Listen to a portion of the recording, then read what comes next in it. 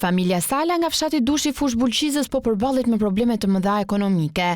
Kjo familje, e cila përbëhet nga 6 antar, jeton vetëm me pensionin e djalit 17 vjeçar, që merr për shkak se është i sëmur. Kryefamiljari Shkëlzen Sala thot se pensioni i djalit për 24.000 lekë të reja nuk i del për të përballuar shpenzimet mujore.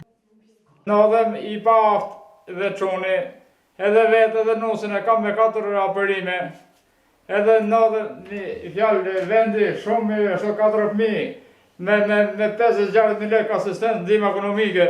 Marë pasimjet ndodhi një rast që vrava në kam, kërkova njëm nga shteti, edhe njëm s'po gjenë, kurse çuni me gjithë nusën, me gjithë kujdesari, që e kam invalid ka 17 vjetë si mjetë, edhe merë 220.000, 225.000 lekë nuk merë ma nga qeveria. Mes dhimbjes që ka pushtuar familjen Sala, kryefamiljari kërkon ndihmë nga kushdo, duke nisur nga institucionet shtetërore e deri tek organizatat jo fitimprurse.